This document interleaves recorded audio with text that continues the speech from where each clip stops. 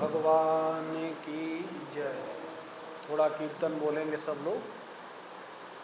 ओम जय गुरुदेवम जय गुरुदेव।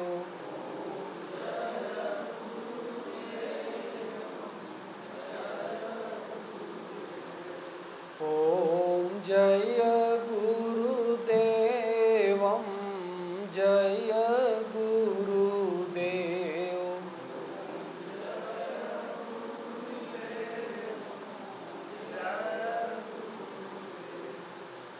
सब मम प्रिय सब मम उपजाए।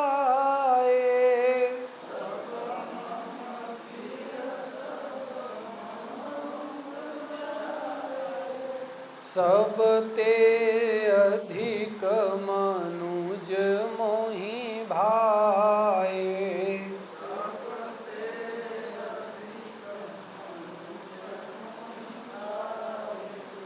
ओम जय गुरुदेवम जय गुरुदेव।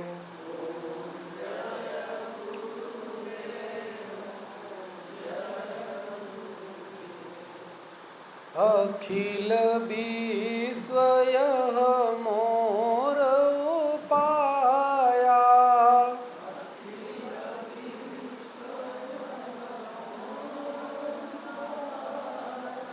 सब पर मोरी बराबरी दाया।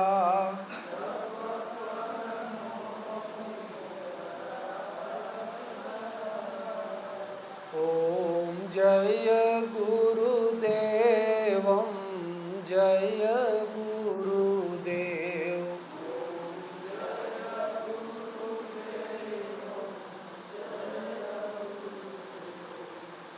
सोई पावन सोई सुभग शरीरा।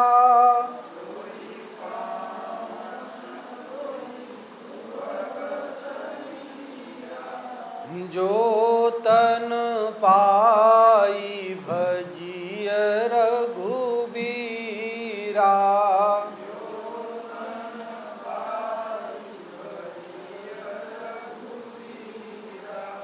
ओम जय गुरुदेवम जय गुरुदेव।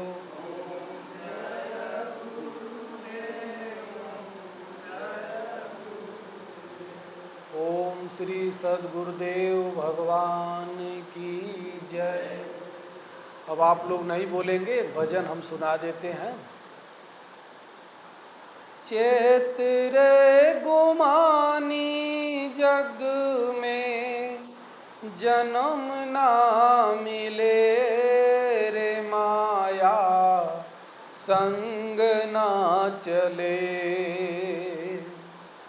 चेत रे गुमानी जग में जन्म ना मिले रे माया संग ना चले।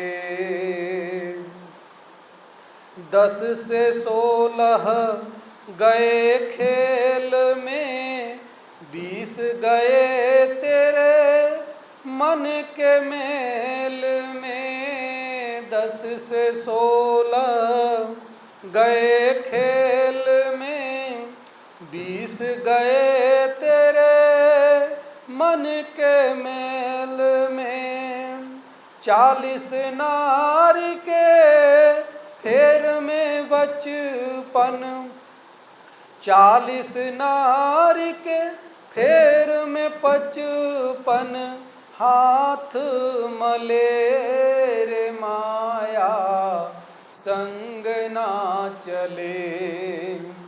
चेत रे गुमानी जग में जन्म ना मिले रे माया संग ना चले। कभी जी भी जाग अभी जाग पड़ा क्यों सोवे।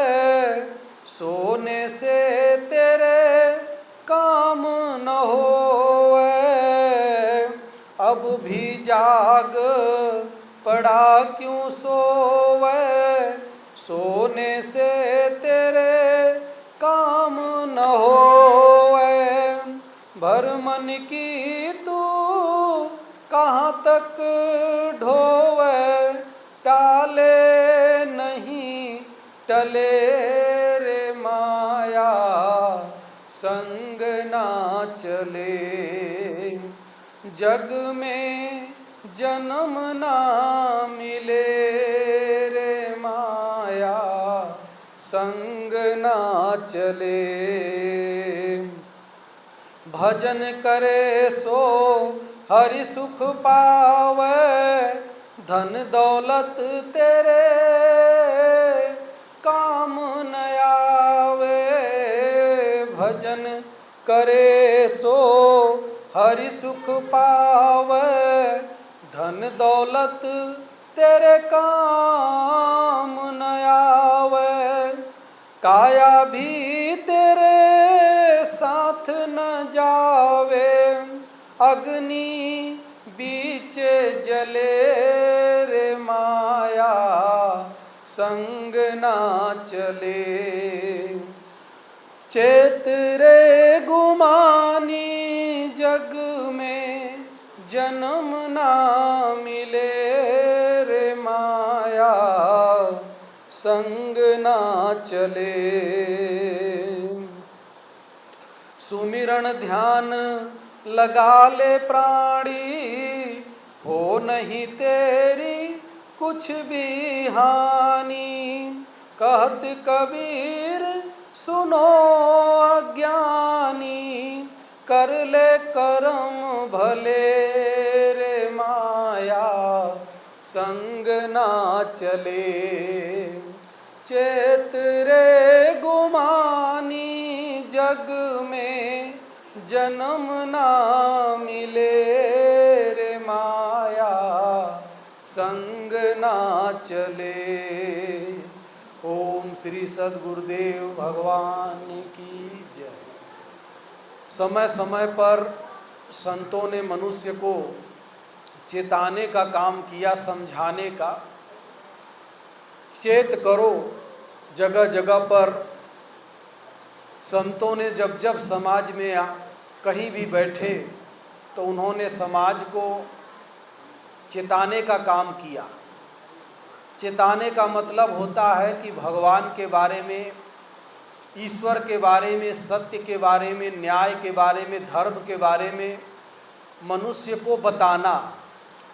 जो उसको नहीं जान रहा है उसको बताना, और जान लेने के बाद भी जो नहीं चल रहा है तो उसको किसी न किसी ठोकर से चेताना। बहुत बड़ा डाकू था,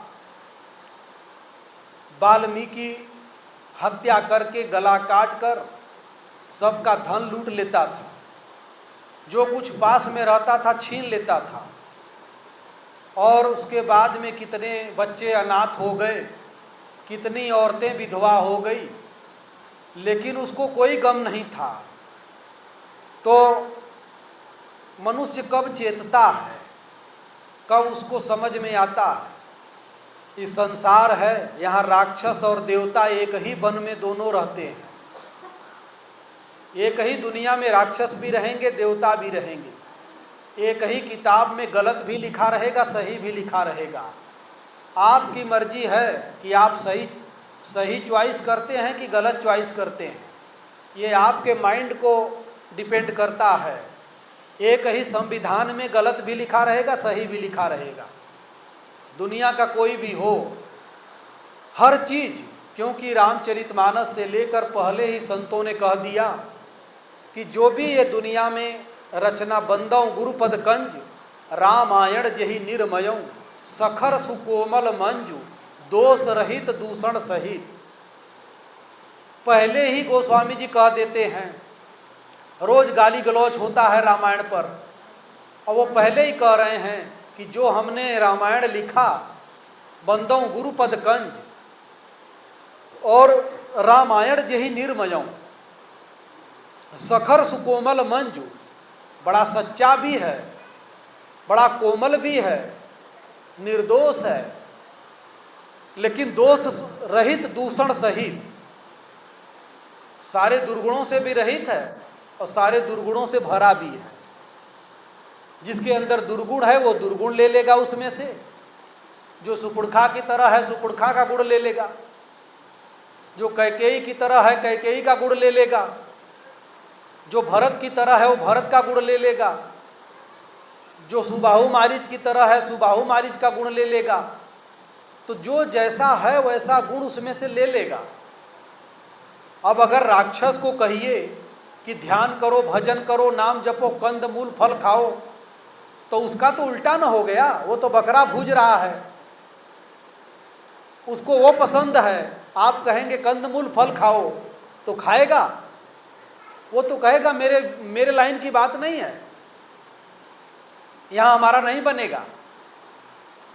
तो इसलिए वाल्मीकि उंगली माल एक से एक बड़े बड़े, लेकिन इनको किसने चेताया? तो वाल्मीकि डाका गर्दन काट करके सामान लूट लेने वाला व्यक्ति, सप्तऋषि मिल गए, 7 संत चले जा रहे थे, उनसे भेंट हो गई, उनको ललकारा, धारदार हथियार लिया था, रुक जाओ खबरदार, रुक गए। गया पास में, बोला ये जितना सर सामान लिए हो सब रख दो। तब उसी में से संत बोले कि ये जितना पाप करते हो ये क्यों करते हो, किस लिए करते हो? तो बोला अपनी पत्नी के लिए, बच्चों के लिए, बूढ़े पिता के लिए। तो उन्होंने कहा कि इतना जघन्य पाप करता है तू, गर्दन काटता है दूसरे का, तो ये बता कि जो ये पाप करता है, तेरे पिता, तेरे बच्चे, तेरी पत्नी, ये जो पाप करता है गर्दन काट के, इसमें भी कुछ मदद करेंगे, सहायता करेंगे कि केवल माल टाल तुम्हारा ले लेंगे? कहा अरे जब मैं उनके लिए ये कर रहा हूँ तो क्यों नहीं करेंगे, उन्हीं के लिए तो हम ये गर्दन काट रहे हैं, लोगों को मार रहे हैं। तो जब वो माल हमारा खा रहे हैं तो हमारे पाप में भी भागी होंगे। तो सप्तऋषियों ने कहा कि एक बार अपनी पत्नी से, पिताजी से पूछ के तो आओ। तो उसने कहा वाह बड़े चालाक बनते हो, वाल्मीकि को चकमा देने चले हो, मैं जाऊं उधर पूछने और तुम इधर पुलिस के गिरफ्त से भाग जाओ। जैसे कैदी कभी कभी पुलिस को पढ़ा देते हैं, ऐसे ही पढ़ा रहे हो। तो ऋषियों ने कहा कि तुम हमको यहाँ पेड़ में बांध दो, हम कहीं नहीं जाएंगे, और उसके बाद जाके पूछ के आओ। तो रस्सा निकाला, 7 ऋषियों का हाथ पेड़ से बांध दिया, बांध करके गया वहाँ। तो पत्नी जब इतना गठरी सिर पे देखती थी तो बड़ा खुश होती थी कि आज सोना चांदी माल टाल ले आया है। तो 4 कदम आगे बढ़ के जाती थी रिसीव करने। जैसे वीआईपी लोग आते हैं तो रेड कारपेट बिछा के आगे आगे कोई हीरोइन कोई हीरो रिसीव करने जाते हैं ना, बड़े बड़े लोग जो फेमस होते हैं। फेमस या तो बहुत गलत आदमी होता है या तो बहुत सही आदमी होता है, 2 ही फेमस होते हैं, बीच वाले तो सब ऐसे ही जीते हैं। तो ऐसे ही पत्नी पहले जब गठरी माल टाल देखती थी तो 4 कदम बढ़ के आगे रिसीव करने जाती थी, लेकिन देखा कुछ नहीं लिया है तो उस दिन नहीं गई, वहीं खड़ी रह गई। सामने आया तो बिना मन का पैर छू दिया, उसके बाद में देखा कुछ लिया ही नहीं था, पानी दे दिया, पानी पी लिया, उसके बाद में बैठ गया। तो पत्नी से बोला कि देख जितना सोना चांदी सामान, ये खाने पीने की चीज़ें, ये सब सजने संवरने वाली जो सारी चीज़ें हैं, ये सब मैं ले आता हूँ। तो कैसे लाता हूँ जानती हो? इस गर्दन काट देता हूँ, मार देता हूँ, लूटता हूँ, इसमें बड़ा पाप होता है। तो अगर पाप में हिस्सा बटाना होगा तो उसमें भी बटाओगी कि केवल यही सारा कॉस्मेटिक का सामान ही चाहिए? तो बोली बिगड़ गई कि हमने कहा था कि गर्दन काटो, कोई बढ़िया काम करो, कोई व्यापार करो, जियो टावर लगाओ, धंधा बढ़िया करो। हमने थोड़ी कहा था गर्दन काटने को, हम पाप नहीं लेंगे। बड़ा चोट लगा उसको। आदमी जानता है, दुनिया में लाखों बार सुना है कि रोज एक न एक किसी को धोखा दे रहा है, तब भी कहता है महाराज हमको धोखा दे दिया, धोखा दे दिया। धोखा धोखा तो सारा दुनिया ही है, धोखे की ही दुनिया में तो जी रहे हो। यहाँ रोज धोखा मिलता है, रोज एक मित्र बनता है, एक शत्रु बनता है। एक कहेगा हम बड़े प्यार करते हैं, दूसरे दिन धोखा दे देगा, तीसरे दिन ले जाके वहाँ सिलीगुड़ी कहाँ मार दिया, मार के जंगल में फेंक दिया। यही हो गया प्रेम, यही है दुनिया। तो बिगड़ गई कि हमको पाप से मतलब नहीं है। बहुत चोट लगी कि अरे हमने तो सोचा था कि हमारे पाप में भी ये भागी बनेगी, ये तो एकदम गुस्सा करके तमतमा गई। गए पिताजी के पास, तो पिताजी से बोले, पिताजी ने कहा कि पिताजी दूध चौंपरास दवाई ये बढ़िया बढ़िया सब आता है, जो जानते हो हम गर्दन काटते हैं, इसमें पाप होता है, तो पाप में भी हिस्सा बटाओगे कि खाली माल ही छानोगे? पिताजी बिगड़ गए, कह रहे साले श्रवण कुमार जैसा बेटा था कि माँ बाप को कांवर में बैठा करके तीर्थ भ्रमण कराया, तू कैसा वो बेटा है, बुढ़ौती में हमको पाप दे रहा है। एक तो हमारा नस नस दर्द कर रहा है और दूसरे पाप देगा, हम पाप उप नहीं लेंगे। तब और चोट लग गई, तुरंत वहाँ से लौट गया वहाँ पर साधु लोगों को जहाँ बांधा था, तो उसी पर संतों ने कहा कि संत मिलन को जाइए तज ममता अभिमान, एक एक पग आगे बढ़े कोटिन यज्ञ समान। तो संत मिलने के लिए तो लोग जाते हैं, लेकिन न ममता छोड़ पाते हैं न अभिमान, अभिमान लिए रहते हैं कि चलेंगे वहाँ तो हमारा स्वागत होना चाहिए। अगर स्वागत में कमी हो जाएगी तो चार गाली देंगे कि हमको पहचाने नहीं कि हम इतने बड़े आदमी थे। संत के पास यही अभिमान छोड़ के जाना पड़ता है। अगर छोड़ के नहीं गया तो संत के पास नहीं गया, एक जगह कहीं गया है, घूम टहल के लौट जाएगा। इसीलिए वो जब चला तो ममता और अभिमान दोनों नष्ट हो गया। अभिमान था कि मैं ताकतवर हूँ, जिसका नहीं उसका गर्दन काट देता हूँ, और ममता था कि मेरी पत्नी, मेरा बाप, मेरे बच्चे, वहाँ से ठोकर मिल गई। जा करके तुरंत रस्सी खोला, कहा सही कहा महाराज आपने कि पाप में कोई हिस्सा नहीं बटाएगा। ये जो कमाई कर रहे हो ना दुनिया में, इसमें हिस्सा बटा लेंगे, पैसे में हिस्सा बटा लेंगे, कपड़े में बटा लेंगे, खेत में बटा लेंगे, लेकिन आपके पाप में कोई हिस्सा नहीं बटाएगा, कोई नहीं लेगा। तो संतों ने उसको चिताया। इसी को कहते हैं चिताना। मतलब वो जानता था कि गलत क्या है सही क्या है, लेकिन मानता नहीं था। तो जो मना दे, तब फिर वो बोले सप्त ऋषि कि बैठ जाओ, राम राम जपो। बोलो राम, तो जिंदगी भर इतना हत्या मौत किया था कि राम मुंह से नहीं निकला। तब बोला मरा, मारा था जिंदगी भर, मरते थे उसके सामने लोग, तो मरा। बोले ठीक है मरा ही मरा बोलो। तो मरा बोलने लगा, लेकिन उसका भावना बदल गई, अंतर भावना चेंज हो गई। तो मरा कहते कहते राम राम हो गया। उसी को कहा उल्टा नाम जपा जग जाना, वाल्मीकि भय ब्रह्म समाना।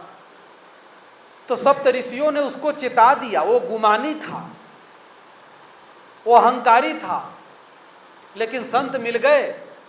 तो इसी को कहते हैं चेत रे गुमानी, मानुष जन्म जग में जन्म ना मिले, रे माया संग ना चले। तो जिस माया को जुटाने के लिए आदमी लगा हुआ है, परेशान है 24 घंटे कि हम कितना सामान जुटा लें, कितना सामान रख लें। अभी एक हेलीकॉप्टर हवाई जहाज़ गिर गया तो ये सब लोग कितना सामान, घर द्वार सब भरे थे, लेकिन उसमें जलने के बाद किसी को पता है कि मेरा सामान कहाँ गया। मोबाइल भी लिए होंगे, खाने पीने का सामान लिए होंगे, पैसा भी लिए होंगे, लेकिन उनको पता नहीं कि मेरा पैसा कहाँ गया, मेरा मोबाइल कहाँ गया। तो इसीलिए संतों ने समय समय पर मनुष्य को चेताया है कि अपने आप को भगवान से जोड़ो। दुनिया में तो जन्मे हो तो कहीं न कहीं जुड़े हो, लेकिन अपने आप को ईश्वर से जोड़ना। तो चेत रे गुमानी जग में जन्म ना मिले, माया संग ना चले। तो वाल्मीकि गुमानी था, अहंकार में डूबा था, लेकिन संत मिल गए तो संतों ने उसको चेता दिया, रास्ता बता दिया, चेत करा दिया कि चेत कर, जो माया है तुम्हारी ये तुम्हारे साथ नहीं चलेगी। और जग में बार बार ये मानव तन नहीं मिलता। कैसे 84 लाख घूमने के बाद एक बार मानव तन वाली लाइन पे आता है। तो उसी को संतों ने कहा, एक चक्कर घूम कर 84 लाख का तब मानव तन प्राप्त होता है। तो अगर मानव तन प्राप्त हो गया फिर मिलेगा कि नहीं मिलेगा कोई भरोसा नहीं है। इसलिए कहा गुमानी का मतलब जो मान में, अभिमान में, सब कुछ मैं, जो मैं में बड़ा डूबा हुआ है, उसी को संतों ने कहा गुमानी। गुमानी का मतलब अहंकारी, अहंकार में डूबा हुआ है, शरीर के अहंकार में, धन के अहंकार में, पद के अहंकार में, किसी न किसी गुमान में आदमी जी रहा है। कोई न कोई गुमान उसको है। जो जिसके पास में है उसी चीज का गुमान है, उसका गुमान नहीं होना चाहिए। जो मिला है इसको भगवान को समर्पित कर दो कि प्रभु हमारा कुछ नहीं है, ये जो कुछ मिला है ये सब आपने दिया है, ये आपका है, आप ही दिए हो। और जब तक हम इसमें हैं हम इसकी व्यवस्था बना के रखें, फिर उसके बाद हम भी छोड़ देंगे इसको। तो किसी भी चीज़ को, अपने ताकत को भी, अपने बल को भी, अपनी बॉडी को भी अपना मत समझो। यही है अहंकार रहित होना। और जो अपना समझ रहा है वही है गुमान।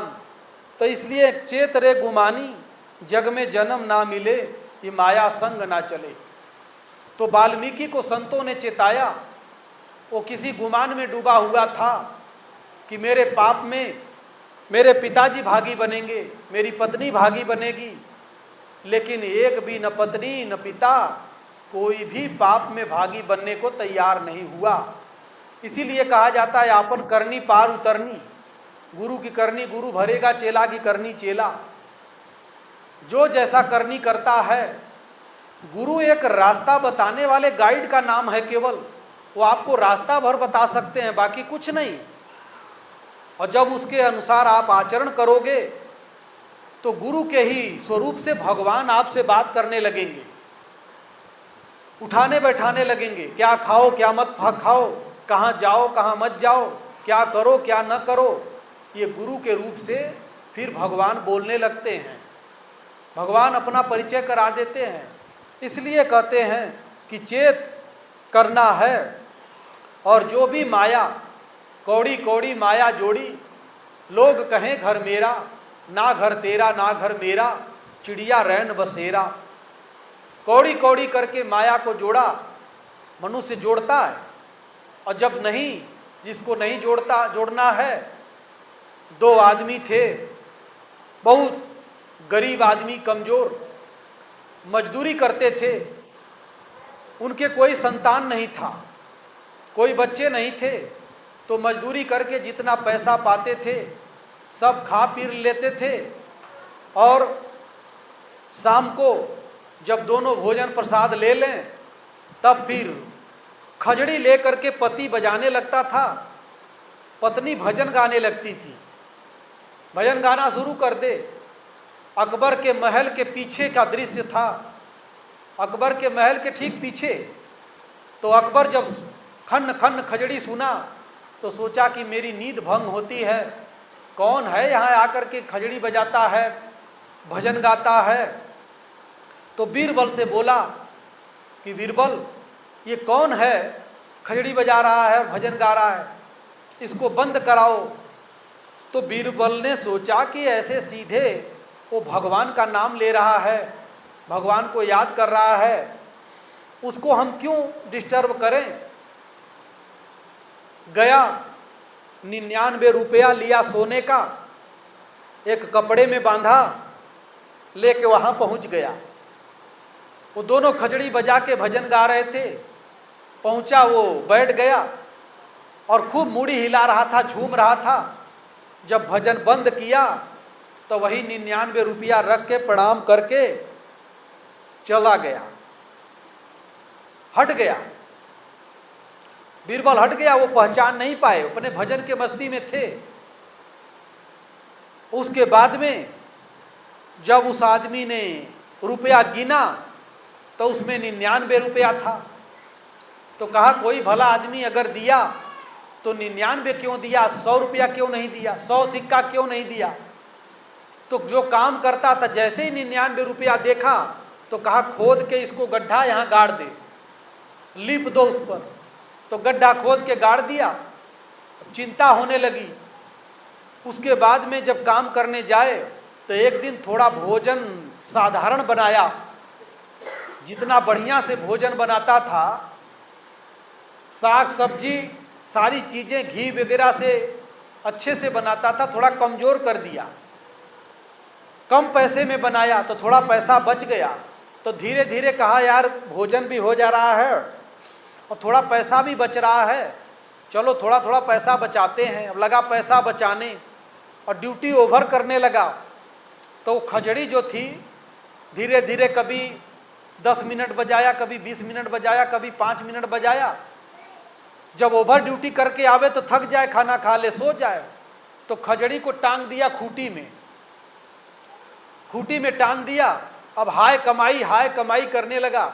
जैसे पैसा तैयार हुआ तो एक स्वर्ण मोहर खरीदा तो 99 से 100 हो गया। 100 हो गया तो पत्नी से बोला, और खजड़ी बजना बंद हो गई। अब उधर अकबर को बढ़िया नींद आने लगी कि खजड़ी बंद हो गई, हल्ला गुल्ला बंद। तब फिर पत्नी से बोला कि यार भोजन भी हो जा रहा है और पैसा भी बच रहा है, देखो 1 रुपया हमने खरीद करके 100 पूरा कर दिया, 108 माला का शुभ होता है, तो चलो अब 8 स्वर्ण मोहर और जुटाया जाए। फिर एकदम भजन चिंतन बंद कर दिया। और जहाँ चूहा भी खुर करे तो रात को नींद खुल जाए कि देख कोई चोर तो नहीं आ गया, वहाँ गाड़ रखा था ना स्वर्ण मोहरों को।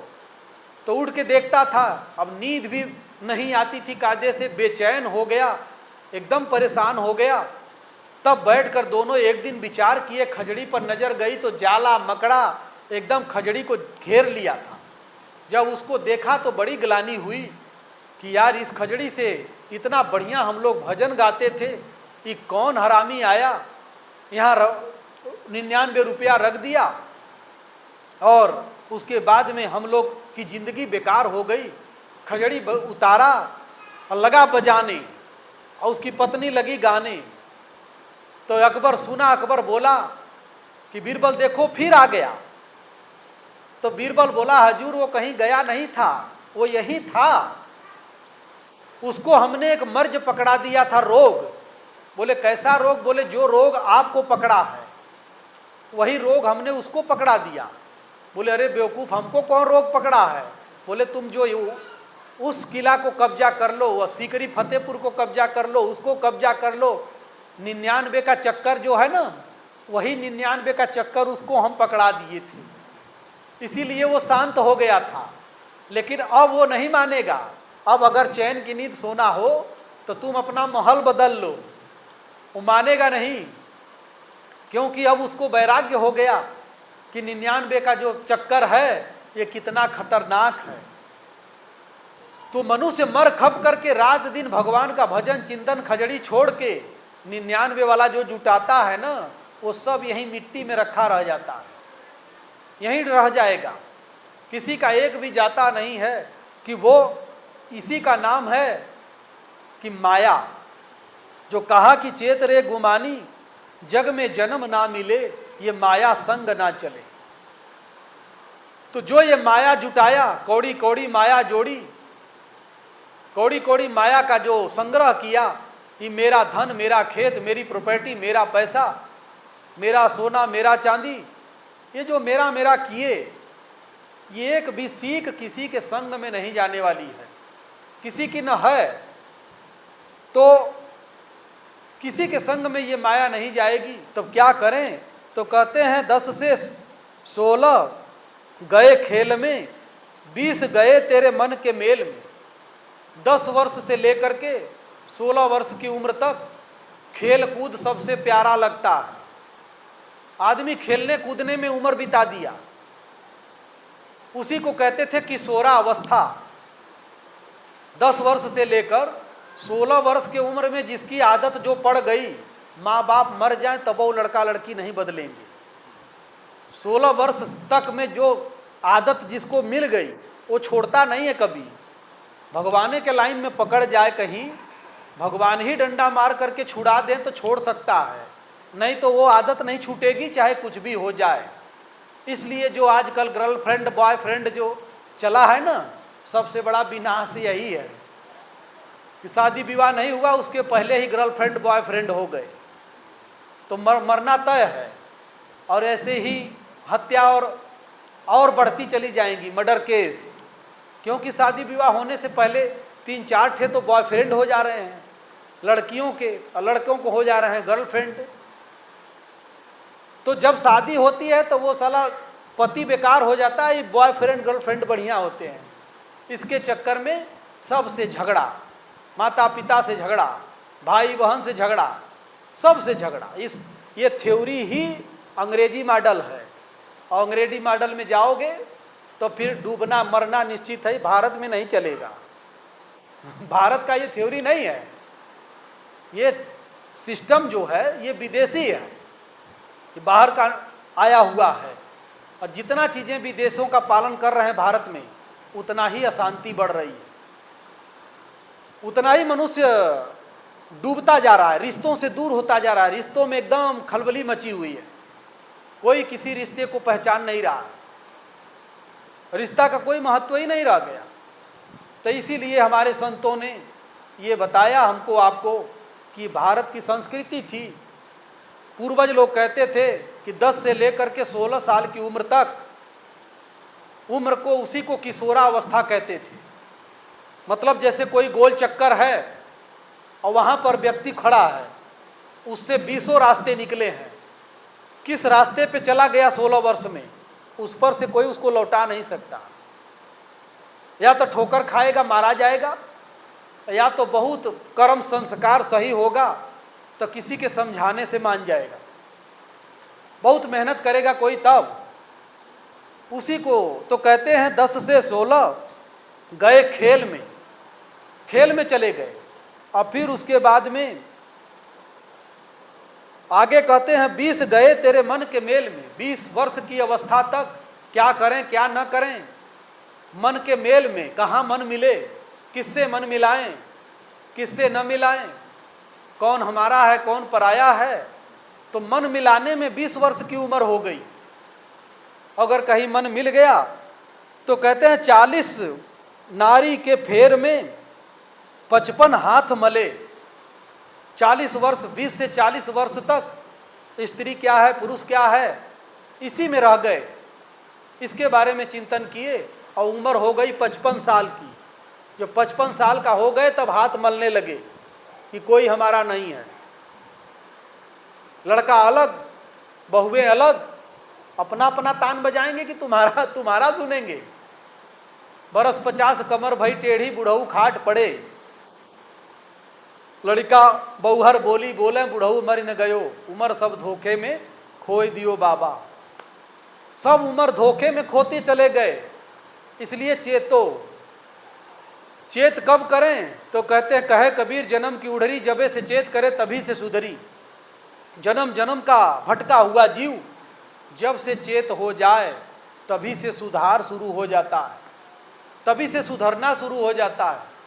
इसलिए ये कहते हैं कि 40 वर्ष में अगर जुगाड़ नहीं पकड़ा तब फिर हाथ मलने के अलावा कुछ भी नहीं होता। अब भी जाग पड़ा क्यों सोए, सोने से तेरे काम न होए। अब भी कह रहे हैं कि अब 40-55 के हो गए, 55 के बाद भी जागो, जगो। क्यों अब भी जाग पड़ा क्यों सोवे, क्यों सो रहे हो। ये संत महात्मा, बड़े बड़े फकीर जोगी ये आए दुनिया में कि मनुष्य को हम कैसे जगाएं।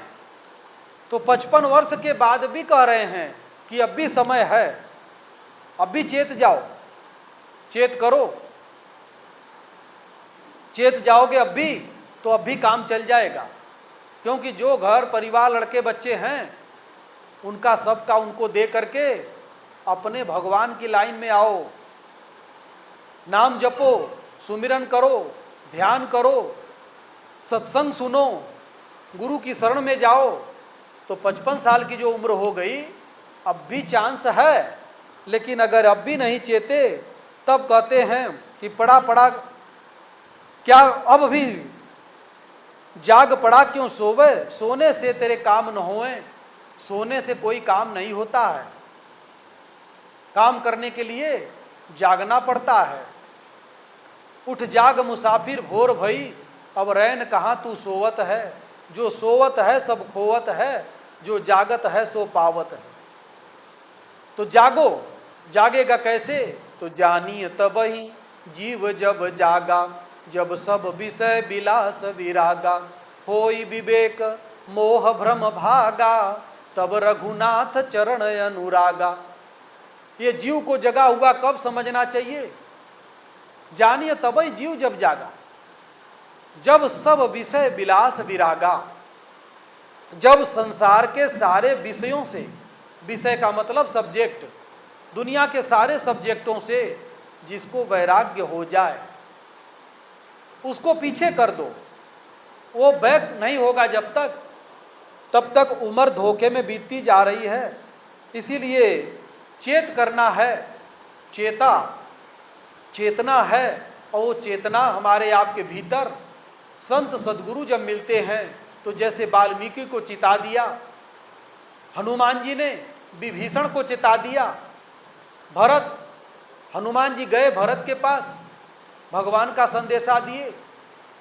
जब हनुमान जी लंका में गए तो विभीषण भी सो रहा था, वो भी सोया हुआ था। लेकिन जब उठा तो राम नाम ते ही सुमिरन कीन्हा, हृदय हरस कपि सज्जन चीन्हा। वो राम नाम का सुमिरन किया तो सज्जन की पहचान है कि राम नाम का सुमिरन करता है। और उसके बाद उससे भेंट कर लिए। तो विभीषण सो रहा था, वो निशाचर वंश में था, लेकिन हनुमान जी ने उसको चेता दिया, उसको जगा दिया। ऐसे ही बुद्ध ने, महावीर ने, कबीर ने, तुलसी ने, मीरा ने, सब ने इस संसार को समय समय पर चिताया है, समय समय पे रास्ता बताया है। जो भी दुनिया में आए, रामायण में, गीता में, अर्जुन सो रहा था, भगवान कृष्ण ने उसको चेता दिया।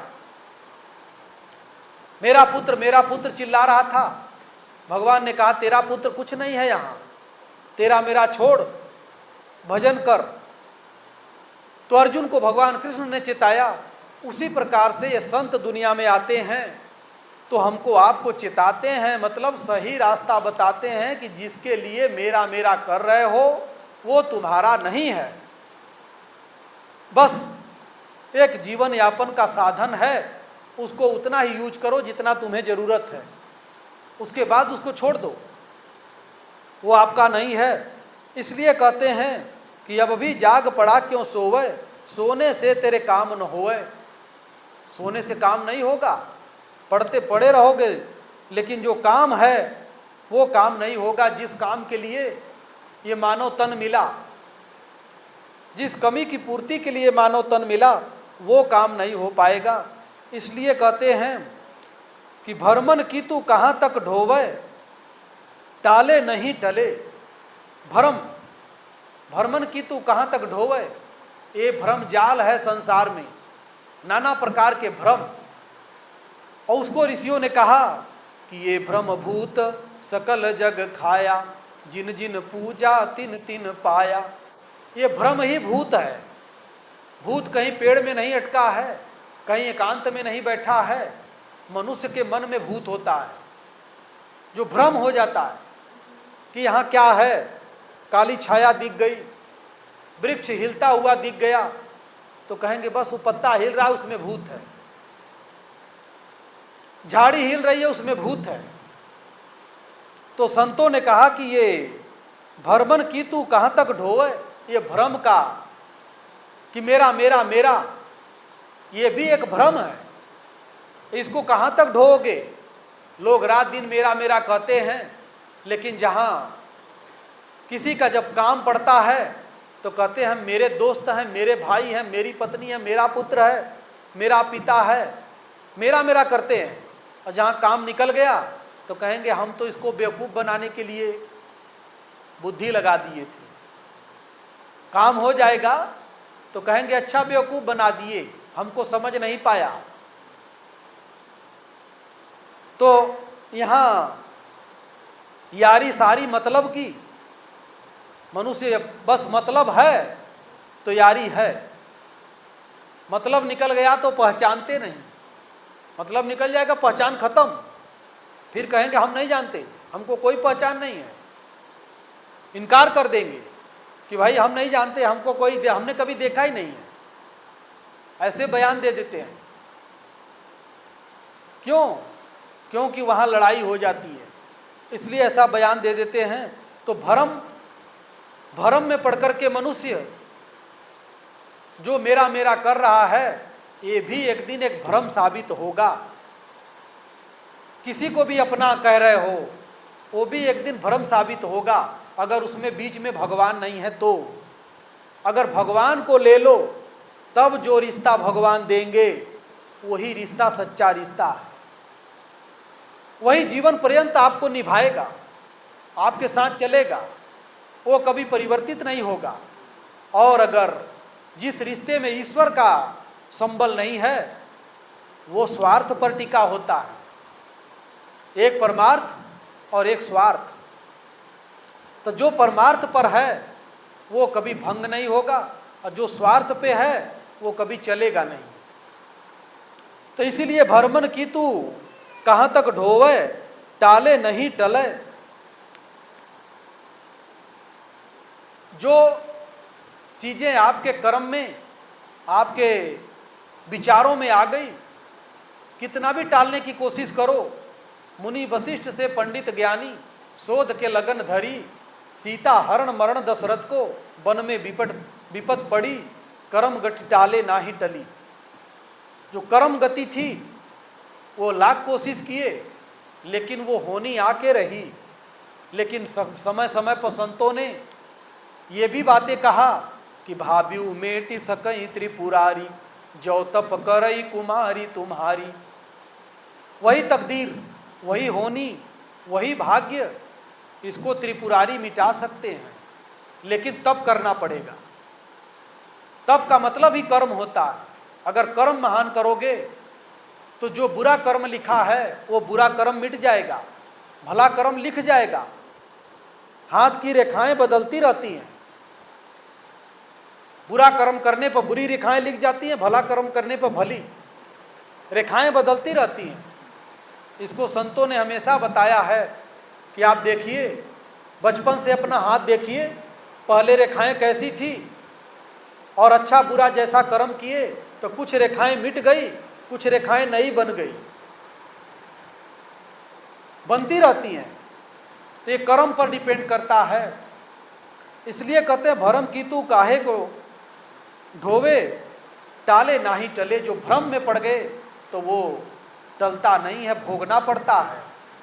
जो भ्रम से युक्त हो गया वो कर्म कभी टलेगा नहीं, आपके सामने आएगा, उसको आपको भोगना पड़ेगा।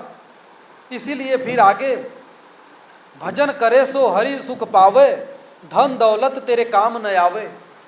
अगर भजन करेंगे तो हरि सुख पावे। भजन जो किया, सबरी ने, कबीर ने, तुलसी ने, गोरख ने, नानक ने, जो भी भजन किए उसके लिए कहते हैं भजन करे तो सो हरि सुख पावे।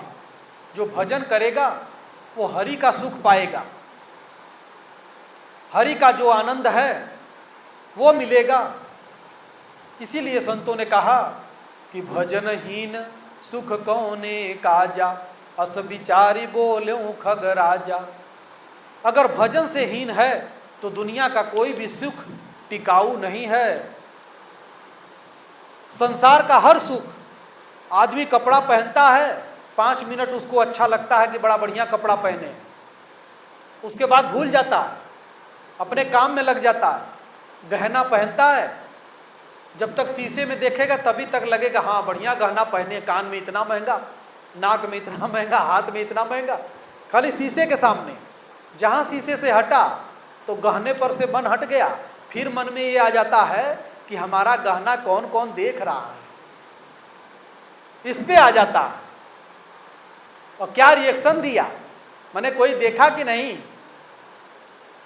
और जहाँ गहना पहने रहेंगे वो अंग और उघाड़ के चलेंगे कि नज़र पड़ना चाहिए यहाँ कि हम ये पहने हैं, उसको खोल देंगे, कपड़ा नहीं रहेगा उस पर, नज़र पड़े लोगों का। तो बताइए गहने पे नज़र रह गई, उसकी नज़र तो यहाँ आ गई कि हमारा गहना देख कौन रहा है।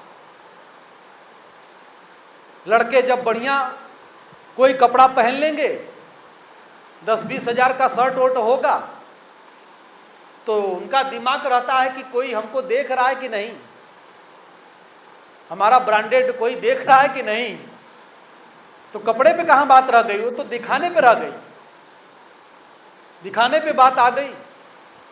तो इसीलिए संतों ने कहा कि भजनहीन सुख कौने काजा, अस विचारी बोल्यों खगराजा।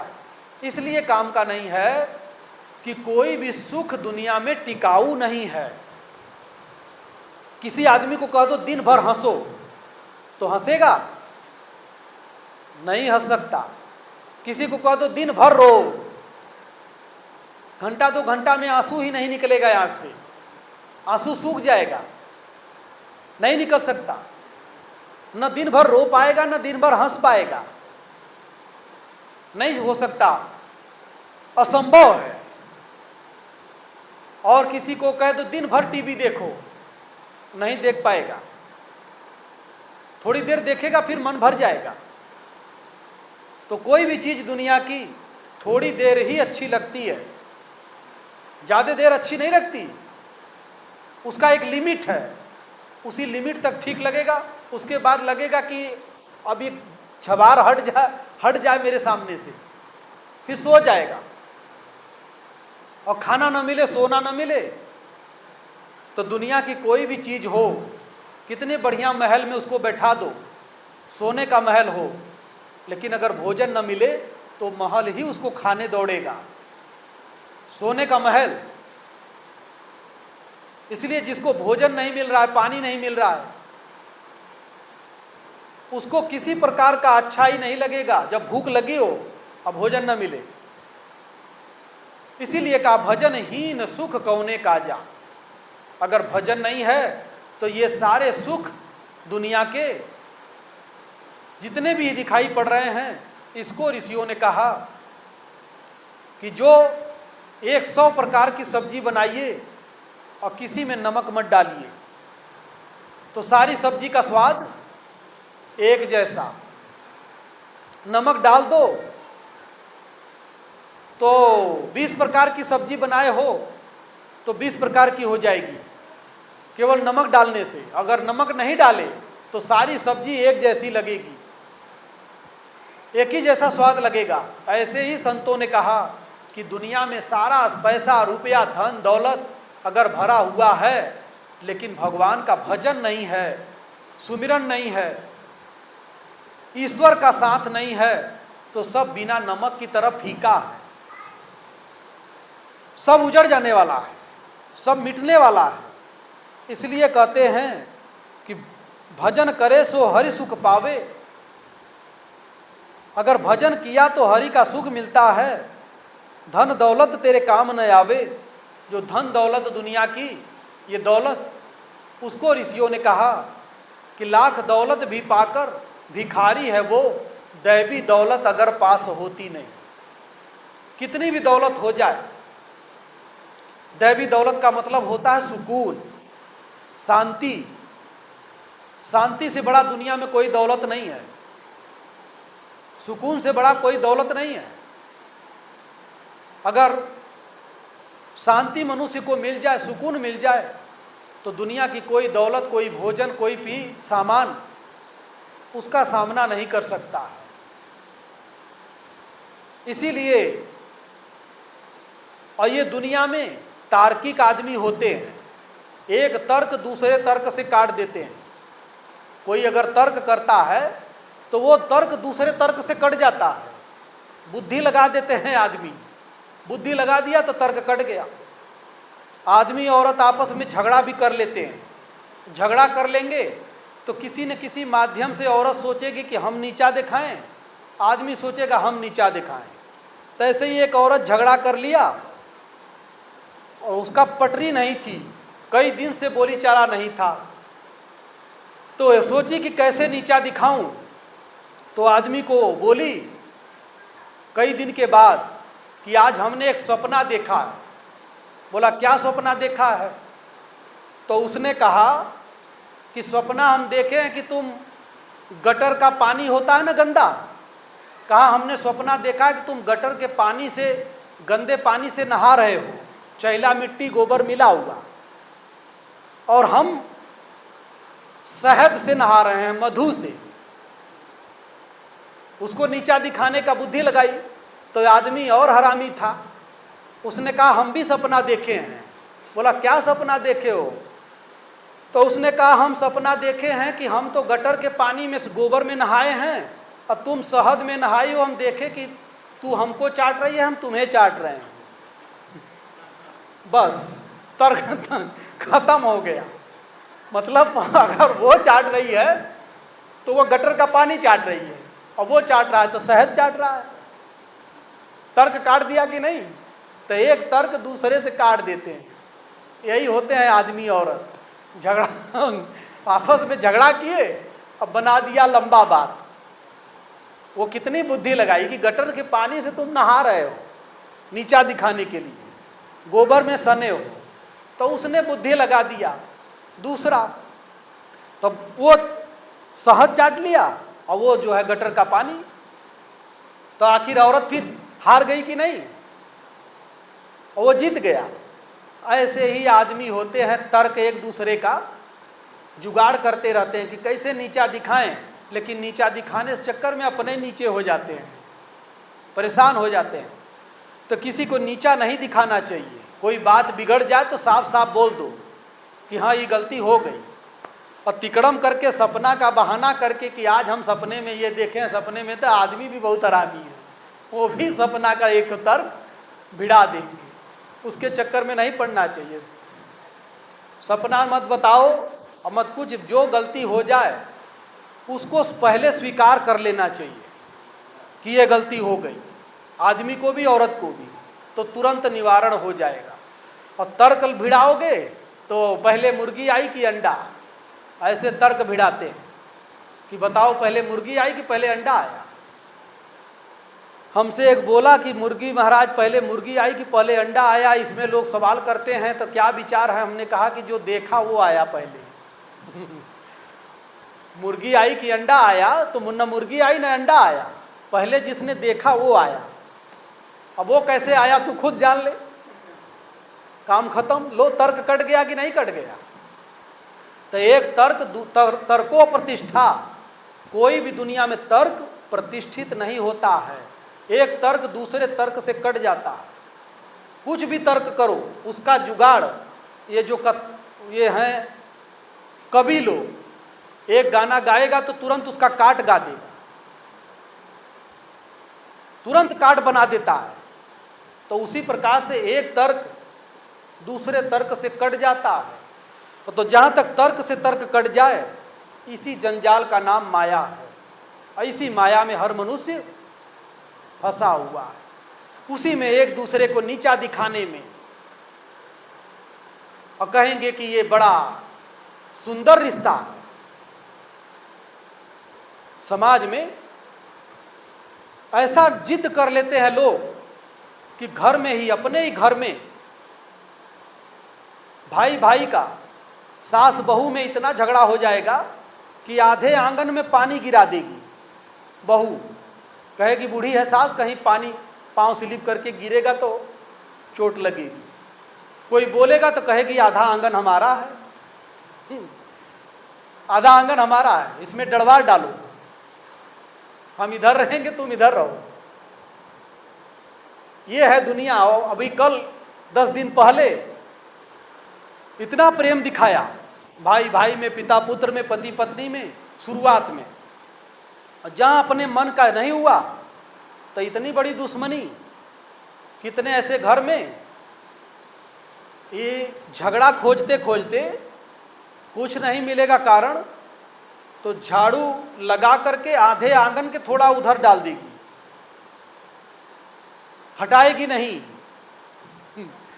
फिर उसी में उड़ेगा, फिर सास बहू लड़ेंगी, झगड़ा करेंगी। ये झगड़ा खोजने का तरीका। भगवान लगता है बड़े घोर तलवारबाजी करके जो मरे रहते हैं तब उनको सास बहू बनाते हैं, देवरानी जेठानी बनाते हैं। ननद भौजाई तो थोड़े दिन रहता है, फिर ननद चली जाती है अलग, भौजाई अलग दूर हो जाती है। कभी कभी आई जब तो तभी बात बनती है, लेकिन ये जो हमेशा रहती हैं, ये बड़ा विचित्र संसार का नियम है। सब लाखों साल से सब जानते हैं कि हमको झगड़ा नहीं करना चाहिए, लेकिन जहाँ आई 1-2 साल के बाद में झगड़ा शुरू, बंद नहीं होता। तो ये बदले होते हैं, पिछले जन्मों के ये घोर शत्रु होते हैं, वो ही सास बहू बन जाते हैं। इसीलिए बदला चुकाने में एक दूसरे का कमी निकाल निकाल करके लड़ते रहते हैं। और सास बहू तो मान लो बदनाम है, साधु महात्मा भी खूब झगड़ा करते हैं। हम साधु महात्मा नहीं पक्ष नहीं ले रहे हैं, सभी करते हैं, झगड़े सबके होते हैं, लेकिन रगड़े वाले नहीं होना चाहिए। एक ही बार जो होना है हो जाए, चाहे मरो चाहे जियो। और रोज रोज रगड़ा करना सही नहीं होता है। कहीं पानी गिरा दिया, कहीं साउंड तेज बजा दिया। कुछ ऐसी हैं कि साउंड तेज बजा देंगी तो बूढ़ा को दिक्कत होती है, और बूढ़ा लड़का को बुलाएंगी, फिर लड़के लड़के में होगा, ऐसे चलता है। तो ये सब चीज़ें रगड़े वाली हो जाती है। यही भजन करोगे तो इसीलिए कहते हैं भजन करो सो हरि सुख पावे, धन दौलत कछु काम न आवे। दुनिया का जो धन दौलत है वो किसी के काम में न आया। सिकंदर महान जब कह दिया कि मैं मरूंगा तो मेरा हाथ फैला देना। ओसामा बिन लादेन, उनके घर में सोने का लैट्रिन वाला कमोड था। ओसामा बिन के जो घर बना था ना, उसमें सोने का लैट्रिन वाला कमोड था। यहाँ सोने की अंगूठी के लिए लोग तरस रहे हैं, और उसके घर में सोने का लैट्रिन जाने वाला कमोड था। लेकिन क्या मरा नहीं? अमेरिका खोज खाज के उसको ठिकाने लगा दिया, है नहीं यहाँ, वो सोने का कमोड पड़ा रह गया। तो इसीलिए धन दौलत तेरे काम न आवे। अगर स्वास्थ्य बिगड़ गया तो दुनिया का सबसे बड़ा दौलत है स्वास्थ्य। मेहनत करो। इसीलिए सवेरे देखिए आसन देते हैं, चक्की। आजकल माई लोग चक्की नहीं पीसती तो ऐसे पैर करा देते हैं, ऐसे ऐसे घुमाओ, उसको कहेंगे चक्की आसन। चक्की आसन करो। और पहले रहता था तो खुद घर में ऐसे चक्की पीसती थी, जाता घर घर में, सबके घर में था। अब किसी के घर में नहीं है। गठरी उठाए ले गए, चक्की पर दे आए, 100-200 दिए, पीस के लेके आ गए। तो मेहनत करना कमजोरी आ गई। इसलिए मेहनत करो। और कोई भी समस्या है तो उस समस्या को साफ साफ बता दो, तिकड़मबाजी नहीं। तिकड़मबाजी जितने करोगे। इसीलिए भजन करे तो हरि सुख पावे, धन दौलत कछु काम न आवे। काया भी तेरे साथ न जावे, अग्नि बीच जले। ये काया भी बड़ी सुंदर, रात दिन क्रीम पाउडर तेल पोत कर इसको फिट कर रहे हैं लोग, लेकिन क्या कह रहे हैं कि काया भी तेरे संग न जावे, अग्नि बीच जले। अग्नि के बीच जब मर जाएगा, प्राण निकल जाएगा, तो अग्नि के बीच इसको ले जाके जला देंगे। वहाँ हवाई जहाज में देखो ऐसा जला है कि न उंगली न मुंह न हाथ, कुछ पता ही नहीं चल रहा।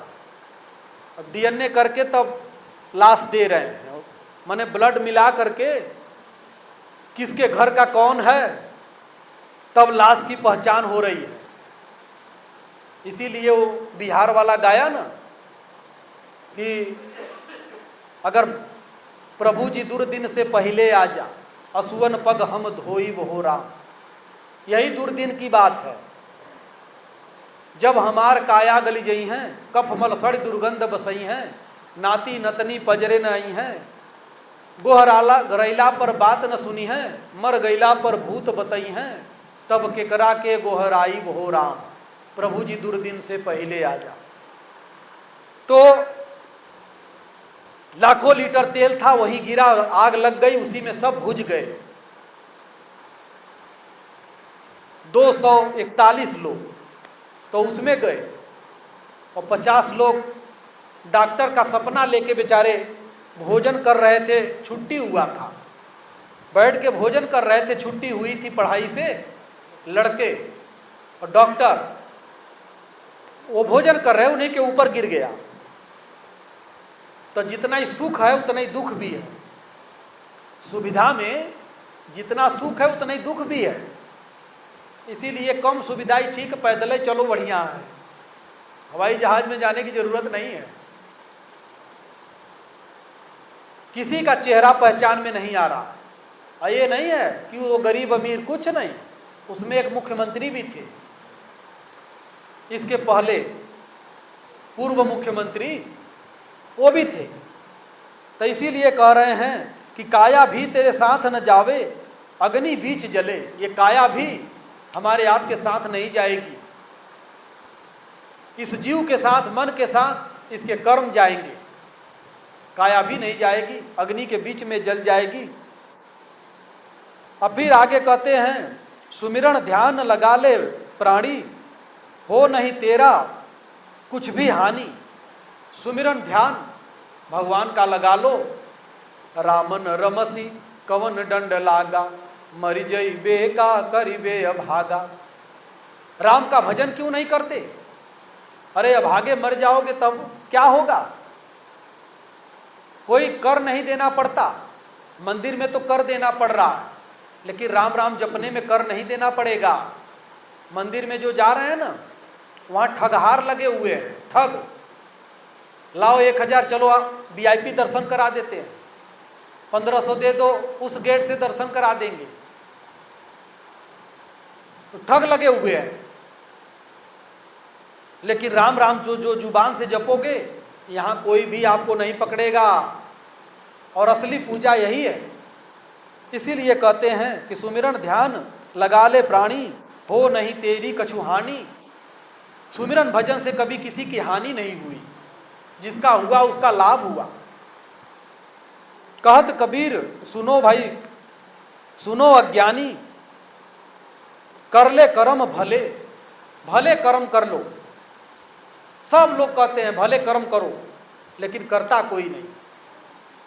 कहते हैं केवल जो करने लग जाए वो भगवान की गोद में पहुंच जाता है, और जो करता नहीं है वो तो संसार में जी ही रहा है।